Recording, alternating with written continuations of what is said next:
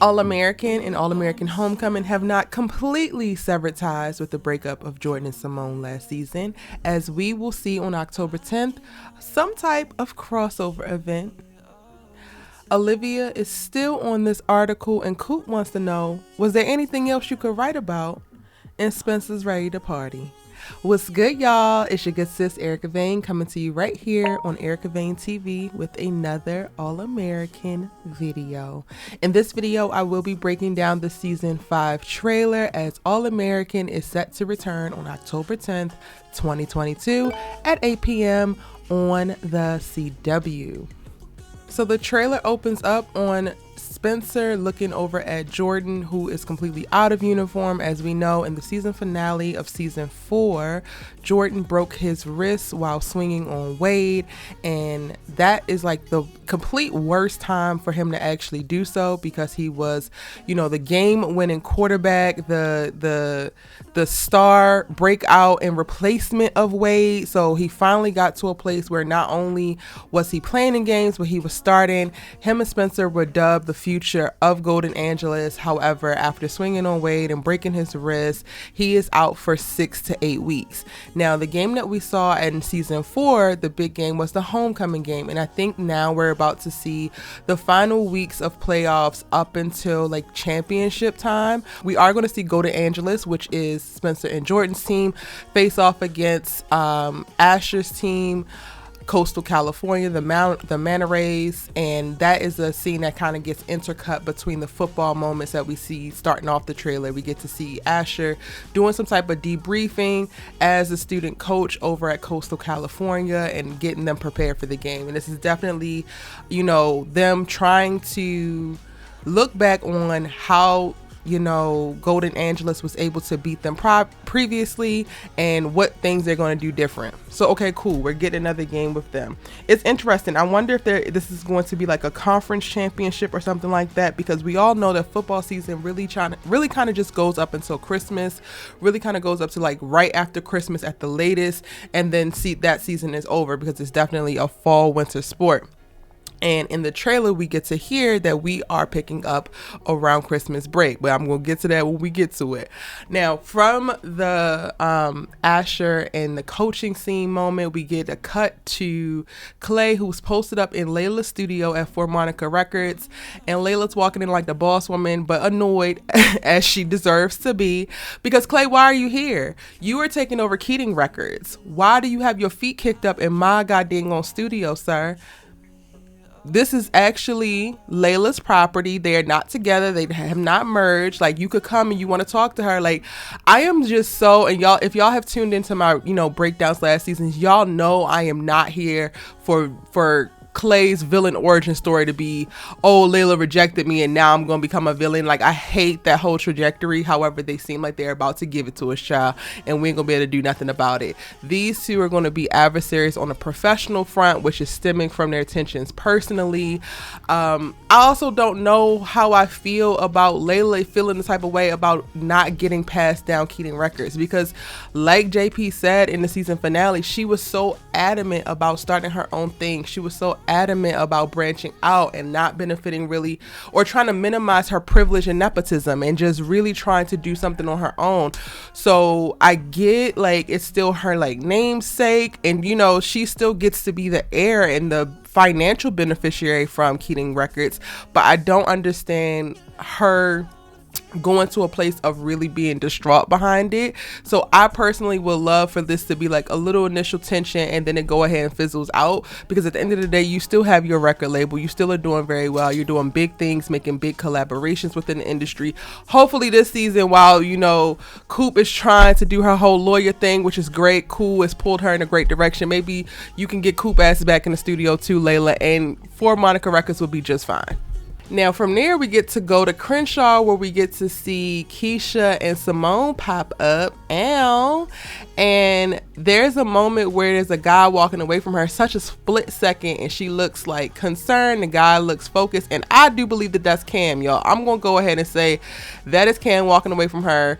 I guess she popped up on him and came home with Simone, and maybe he's caught off guard, but they are supposed to be making a go at it. You know, after their season finale over on Homecoming, you know, they were in a good place, and she had, you know, revealed her feelings and all that kind of stuff. So Cam, what it is, what it ain't. Now, with the visuals that I just described, y'all, we have, you know, we get the voiceover of Spencer at the start of the trailer saying people change, people grow, especially in college. And then we get Layla saying we're not the same people that we were in high school. And again, these are all voiceovers. Clay says you're swimming with a big fish now. Remember that. And then Spencer saying coming back home can be triggering. Suddenly you're reverting back to the old you and you don't even know it.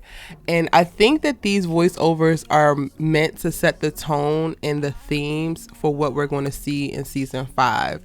I am kind of excited to see them having some kind of crossovers, because it really did feel like with Jordan and Simone breaking up, there was really no bridge for the two shows to interact anymore.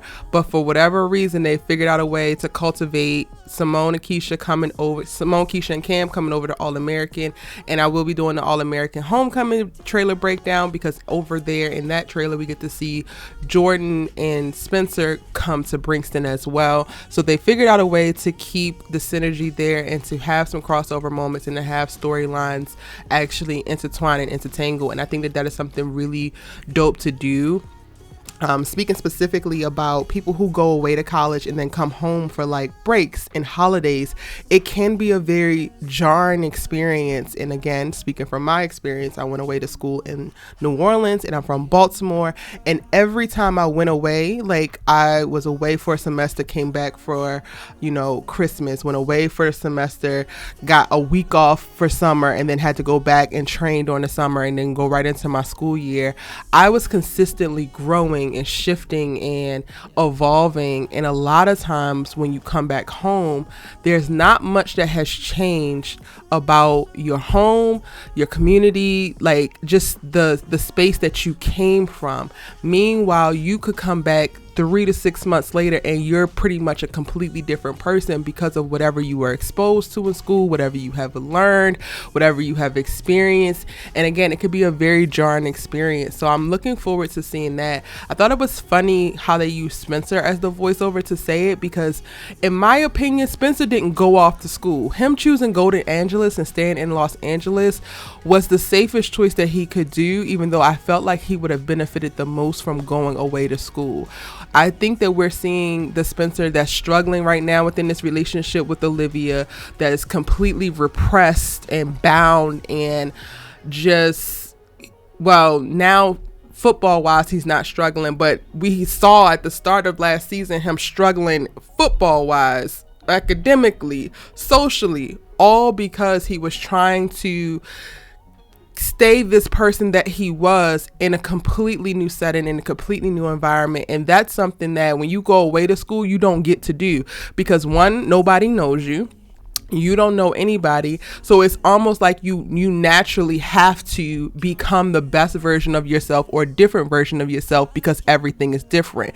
It's much easier for you to try to cling to who you were and who you used to be if you never take yourself out of situations in the circumstances or the community that you were once in, if that makes sense.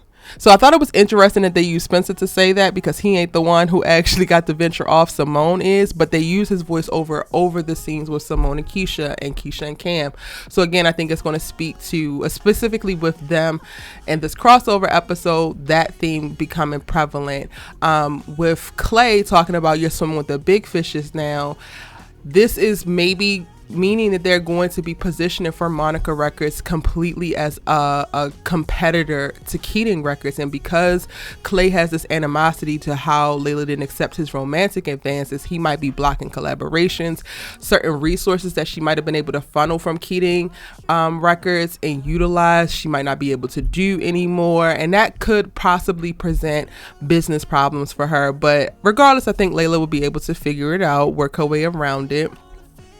And then to hear Layla say that we're not the same people that we once were, y'all, they are still within the very first semester of college. Layla didn't go to college, but it's all in the same time. The first 4 months of school. And again, you do change so much, especially when you're confronted with life altering, belief challenging situations. Like right now, Spencer is really debating how he shows up in the world and in his relationship, trying to support Olivia but then still stand 10 toes down for himself, trying to grow into this new person but then not lose who he was. Layla is allow herself to feel how she's feeling about Jordan, understanding the implications and the messiness and the drama that comes with it, while also she has decided to skip college and focus fully on business and fully surrender. She's made peace with Carrie and all of the drama that came with that. So there's so many things that are being thrown at these kids, at these young adults, and it is forcing them to change at a very, very rapid rate. I think what would be interesting to see for me in season 5 is how hard they hold on to who they were, because to me, we see the most amount of tension, the most amount of drama when they are so focused on staying who they were versus trying to be somebody better. Now, the next scene, y'all, is Simone with some woman walking away. And honestly, I cannot tell if it's Layla or Olivia, but I think that it might be Layla, because we get the voiceover from Layla saying, did you know that Simone was back for Christmas break? Y'all, I think that this was the most disheartening part of the trailer for me. Like, hearing Layla say that, I'm just so over it, honestly. I really do not want them to turn Layla into this catty character who now all of a sudden is going to have a problem with Simone. Meanwhile, you were the freaking maid of honor in her damn wedding. She was your number one support and person that you could go to when Olivia and Spencer had no rap for your ass and were in their little cocoon of friendship, and the entire friend group kind of circled around them and left your ass hanging. Simone was the only one that you could talk to get intel and try to, help you mend this and make it back into the goddamn going vortex. So the fact that they have this lady saying, did you know that Simone was back for Christmas? And I believe that she's talking to Olivia, because they do it as a voiceover with Simone's scene, but then they show a scene where Layla is at the baker's house and it looks like she's talking to Olivia. So I totally think that she's saying this to Olivia, and it's probably because she feels away because they're still moving forward with this raggedy ass Jordan and Layla relationship, and I just hate it, y'all. I don't feel like any of it is true to the character Layla that they have created and taken through so much in the last 4 seasons.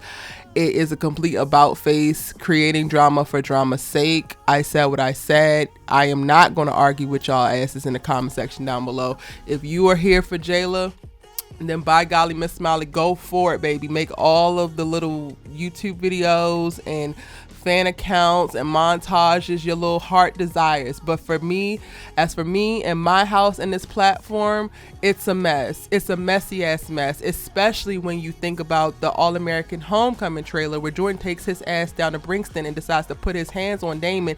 But you want Layla so bad. But Layla wants you so bad. Simone should be a non-motherfucking factor after what y'all did in that season finale. After what you did in that crossover. Like, I don't compute. Layla, if you're going to move forward with Jordan, you need to go ahead and act like Simone don't exist, because that's how you moving. You're just by dating her ex like this, it's acting like y'all were never friends to begin with. So keep that same energy and keep her name out your mouth. That's what I'm going to need to have happen. Like, it needs to be a separation of church and state, and never the two shall meet. Now, what we don't know is what Simone wants out of this. Like, she's coming home because she's from here, but what the hell is she doing in Crenshaw? I was like, okay, maybe she's at Crenshaw because Keisha wanted to pop up on cam. That makes sense. Okay, cool. I'm gonna take you, girl, because you don't know nothing about that. You from Atlanta, so we're gonna go ahead and take you. But in this moment where we get to see her, the girl walking away from her, it looks like she at the beach house. Simone, why are you at the beach house, honey? Maybe because she still feels away. Maybe because she wants to still maintain a relationship with Jordan. Okay, cool. Because the fact of the matter is, y'all, I don't believe that Simone would have broken up with Jordan had she not felt what she felt about Jordan and Layla in that time where she came home to try to really refocus on their relationship.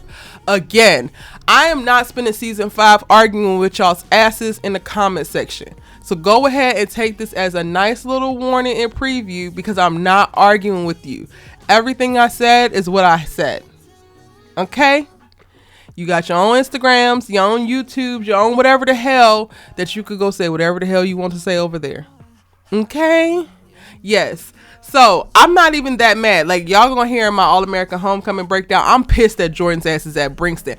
I'm not really too pissed about Simone coming back around, because I don't feel like the breakup would have happened had he not been giving all types of weird ass vibes when it comes to Layla while she was around. Like, I totally understood it. Now, you know, her mourning the relationship, trying to get over it and doing all that kind of stuff. I'm like, okay, those are all specific writing, creative choices. Okay, this is what the character gonna do. Okay, cool. But for me, when it comes to Simone, and from her perspective, I could totally see her being in the place of maybe Jordan and her can spin the block. Now, when it comes to Jordan and how he acted after the fact, it seemed like he completely forgot about Simone's ass. So I'm going to be a lot harder on him, just because to me it was raggedy how he handled it. So it makes sense to me. If she's at the beach house, she's trying to make amends, she's trying to, you know, figure out what happens next, and she misses him and she wants to communicate that, I ain't mad at none of it. Do your thing, mama. Your skin is glowing, your hair is flourishing, your scalp is moisturized, your you know, face card will never decline. By all means, show this man what he missing. Okay? And you know, they decided to throw a party. Like, we get the little close up of the little table, and then we cut to the scene with the boys who are still at this little raggedy ass beach house, because guess what? We still in the damn semester, and I guess we're gonna have to go through the whole freshman year of them at this damn beach house that they cannot afford and two should not be in. But okay, cool.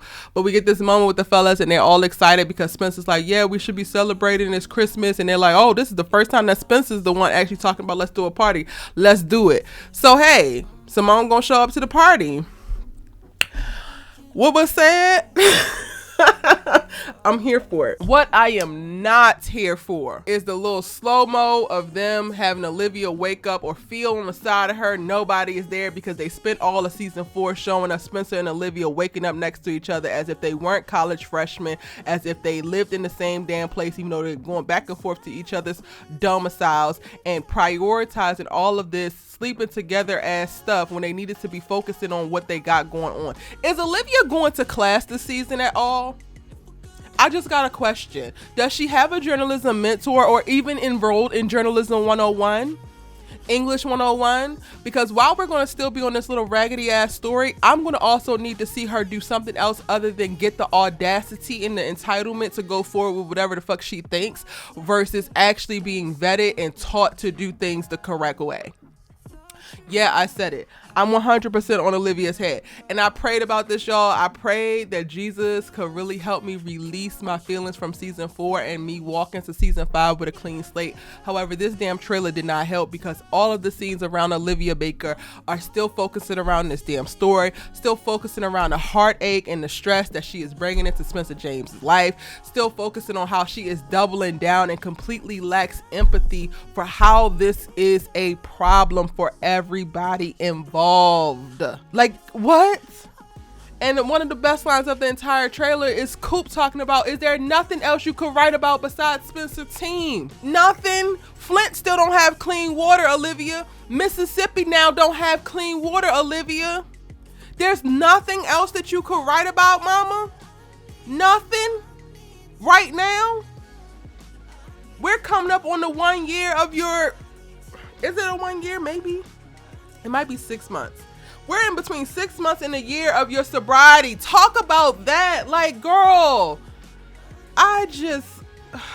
this break has been really great and not consuming All-American content, because Lord knows the final episodes of season 4 just stressed me out for no good reason.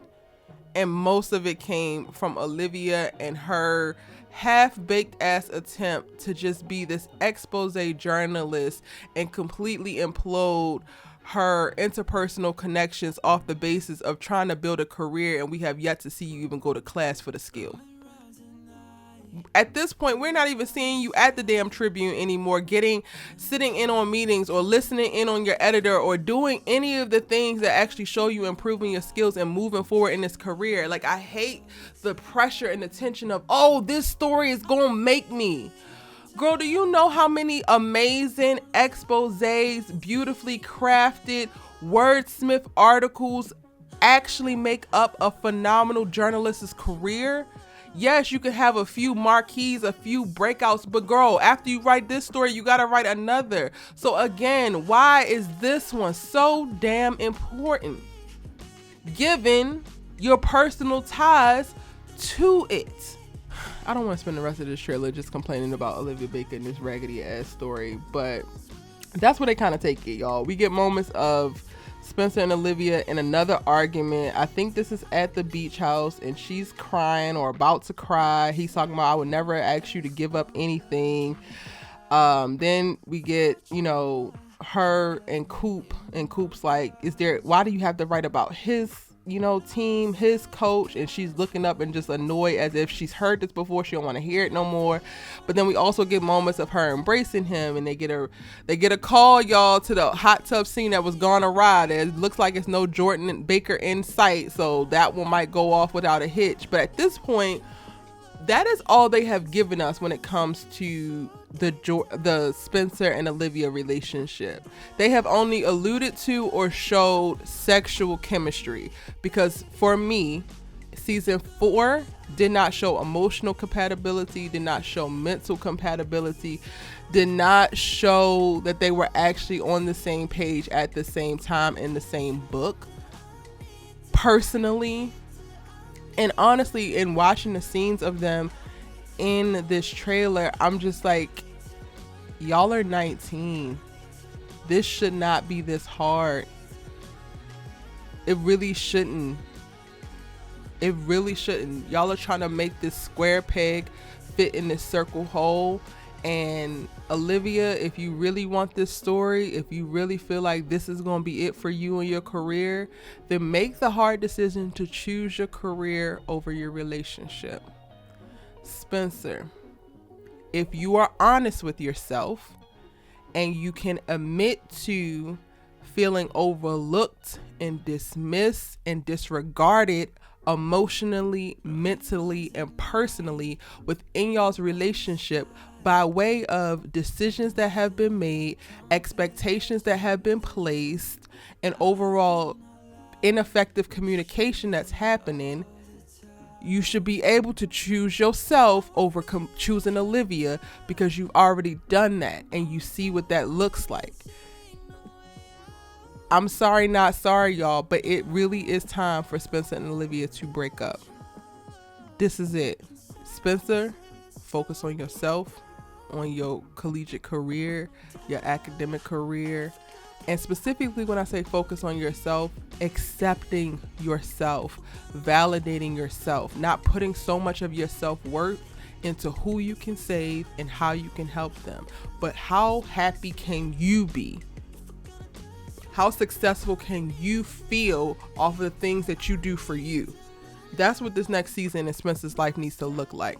Olivia, you have been choosing you. If this is your selfish season, lean into that. It's time. Break up, go your separate ways, do what you're going to do, learn what you need to learn.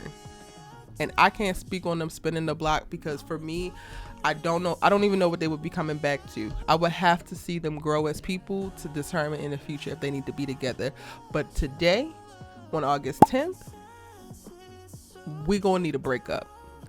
We also get a moment or a voiceover from Coop in this trailer where she's like, y'all either together or you're not. So I definitely think that breakup is going to be a topic of conversation, even though we've heard Spencer say multiple times like he's not going nowhere, and he is definitely going to be the one who don't want to do it, which I hate that for him, but it is what it is.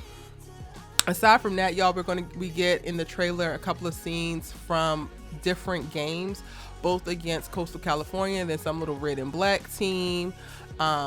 you know, Billy is involved because he don't trust the coach now, and we've already heard Laura positioning him like, yo, do you not trust the coach, or do you just not trust the coach with your boys? Like, do you literally only want to be the most important coach that they have in their lives, so you could be having some issues with that. So we're going to also see those themes play out.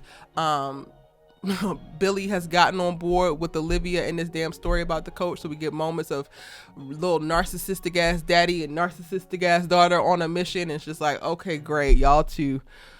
Lord help us this season. I'm gonna try my best to make it, y'all. I'm gonna try my best to make it, but if it is a whole bunch more of the same, I think that they might lose me. But we're gonna see. All right, aside from that, we get a moment of, you know, Asher in the coach's office with his little girlfriend Jamie, because she gonna come and provide a little bit more wise sage words, I suppose, and grounding out Asher. Great, cool, light work. Jordan is gonna find his ass on the bench for the next 6 to 8 weeks, as he should, because nobody told you to swing on that man, sir. At least not while you was in the middle of the game or in the middle of your season. And yeah, those are all my thoughts. Now it's your turn in the comment section down below. Let me know what you think. Let me know what you think with a caveat, y'all. Tell me what you think, but do not try to make me think what you think. Again, I am not arguing with you. Argue with y'all's mamas. It's your good sis, she love to talk TV with. If you enjoyed this breakdown of the trailer, hit the subscribe button and turn on your bell notifications so you don't miss out on any of my All-American content. I actually have some character analysis coming in a very interesting way, which I'm very excited about. I've been working on it all summer. Cannot wait to drop those videos as we lead up to the season 5 premieres. And I'm headed to the comment section now to reply to all of the dope people who have some fire things to say and good conversation to be had. So see you in the comments.